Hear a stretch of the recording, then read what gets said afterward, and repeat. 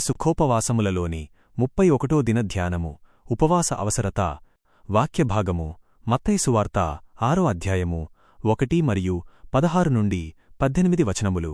ప్రార్థన. పరలోకమందున్న మా తండ్రీ, మరియొకమారు నీ ఉపవాసమును ధ్యానించుటకు మేము కూడికొనియున్నాము.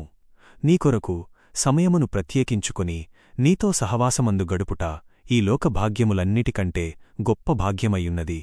నీవు ఏలాగు దీక్షభూని ఉపవాసముతో నీ పరిచర్యలో ప్రవేశించినావో అలాగే మేమును నీ సన్నిధిలో నీకొరకు దీక్షబూనుటకు నీ ఉపవాస వర్తమానమును మాకు దయచేయమని నజరేయుడైన యేసునామమున అడిగి వేడుకొనుచున్నాము తండ్రి.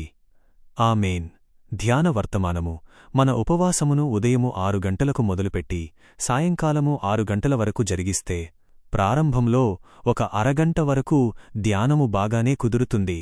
కాని ఆ తరువాత దేవుని సన్నిధిలో కనిపెట్టే సమయములో చటుక్కున ఏదైనా చెడ్డతలంపు రాగానే విసుగుకొంటూ చతికిలపడిపోతుంటాము.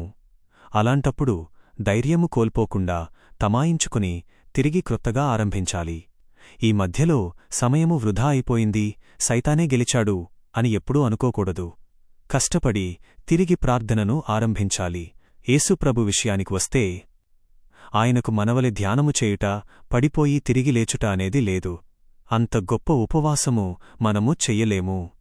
అందుకే ప్రభువు నావలే మీరు కూడా 40 దినముల ఉపవాసము చెయ్యండి అని ఎక్కడా చెప్పలేదు.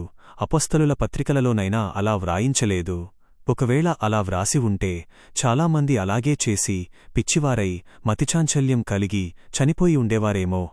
భక్తుడు, త్యాగపురుషుడైన సాధు సుందర్ సింగ్ గారు కూడా ప్రభువలే 40 దినములు చెయ్యలేకపోయారు. పడిపోయారు. శరీరం కృశించిపోయింది. దేవుని ఉత్తర్వు, సెలవు లేకుండా స్వయంశక్తితో చేసేవారు కొన్నాళ్లకు బలహీనపడి చనిపోతారు. కాబట్టి అసలు ఉపవాసము ఎందుకు చెయ్యాలి? దేవుని నుండి బలమును, శోధనలపై జయమును పొందుటకు మాత్రమే. యేసుప్రభువు జీవిత చరిత్రలోని ముఖ్య భాగములు: 1 బేత్లెహేములో జన్మించుట, 2 ఐగుప్తునకు వెళ్ళుట, 3 నజరేతులో 18 సంవత్సరములు పెరుగుట, 4 యెరూషలేము పండుగకు వచ్చుట, 5 యోర్దాను నదిలో బాప్తిస్మము పొందుట, 6 అడవిలోకి శోధింపబడుటకు వెళ్ళుట. ఉద్యోగము, పరిచర్య మరియు ఉపవాసము. ఉద్యోగములో లేదా పరిచర్యలో ప్రవేశించుటకు పూర్వము ఉపవాసము ఎంతో అవసరము. ఉపవాసము పూర్తయిన తరువాతనే ఉద్యోగము ఆరంభమవుతుంది. మత్తయి సువార్తలో వ్రాయబడినట్లుగా యేసు ప్రభువు అపవాదిచేత శోధింపబడుటకు ఆత్మచేత అరణ్యమునకు కొనిపోబడెను. మనలో ఎవరము కూడా ప్రభువు చేసినట్లుగా సరిగ్గా 40 దినములు ఉపవాసము చేయలేము. కాబట్టి అలా చెయ్యకూడదు కూడా. కాని ఆ శక్తి కోసం మనము ప్రార్థన చేయవచ్చు. దానికి ఏ ఆక్షేపణ లేదు. ఎందుకంటే ప్రభు అడగండి మీకియ్యబడును అని చెప్పారేగాని ఉపవాసము చెయ్యండి మీకియ్యబడును అని చెప్పలేదు. అలాగే నీవు ప్రార్థన చెయ్యునప్పుడు నీ గదిలోనికి వెళ్ళి తలుపు వేసి రహస్యమందున్న నీ తండ్రికి ప్రార్థన చెయ్యి అన్నారుగాని అక్కడ కూడా ఉపవాసము గురించిన నిబంధన విధించలేదు. ఉపవాసము చెయ్యమని మరొక సందర్భములో చెప్పారు. అయితే ప్రార్థన అనేది మన సొంత నడిపింపును బట్టి ఎంతకాలమైనా చెయ్యవచ్చు. ప్రార్థించాలనే ఇష్టము లేకపోయినా ఆ ఇష్టము పుట్టేంతవరకు ప్రార్థిస్తూనే ఉండవచ్చు. దేవుని ప్రార్థించాలనే ఆశ పుట్టుకొలది మన అక్కరను బట్టి, ఎదుర్కొంటున్న కష్టమును బట్టి ప్రార్థన చేయమన్నారు. ప్రార్థన ఎలా వస్తుంది? 1 జ్ఞానమును బట్టి, 2 మనస్సాక్షిని బట్టి, 3 మన అవసరమును బట్టి ప్రార్థన వస్తుంది. అప్పుడు ప్రార్థించాలనే ప్రేరేపణ, ఆశ, ఆతురత కలుగుతాయి.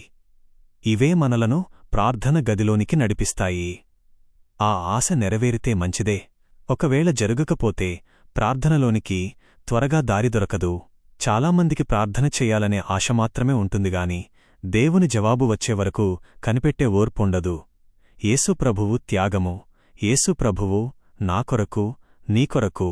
4 నడుము కట్టుకొని, 5 ఆకలిని జయించి, 6 దాహమును త్యాగంచేసి, 7 నిద్రను పక్కనబెట్టి, 8 ఒక ప్రత్యేకమైన పని పెట్టుకుని, 9 చివరికి తన తల్లిదండ్రులకు సహాయము చేయడం కూడా మాని అరణ్యములో ఏకాంతముగా అడవి మృగముల మధ్య చీకటిలో తీవ్రమైన ఎండలో అపవాది యొక్క శోధనలను భరించారు. ఈరోజు ప్రభువును ఒక ప్రశ్న అడగండి. ప్రభో, నా నిమిత్తమై నీవు 40 దినములు ఉపవాసములో ఉంటివి కదా. ఆ 40 దినములలో నీవు ఏ పని చేసితివి? ఆ పని నా నిమిత్తమే కదా. మేము నీ సన్నిధిలో ఉన్నాము, మాకు తెలియచెప్పుము అని అడగండి. షరా, స్తుతి లేనిదే ఏ పనిని ఆరంభించకూడదు. స్తుతి చేయకుండా ఏ పనిని ముగించకూడదు. దీవెన. అలాగు పెండ్లికుమారుడైన యేసుక్రీస్తు ముఖబింబమును ఈ 40 దినములు చూస్తూ భౌతికమైన తలంపులన్నిటినీ కట్టిపెట్టి పెండ్లికుమారుని దీక్షనే కలిగియుండే భాగ్యమును ప్రభువు మీకు దయచేయునుగాక. ఆమేన్.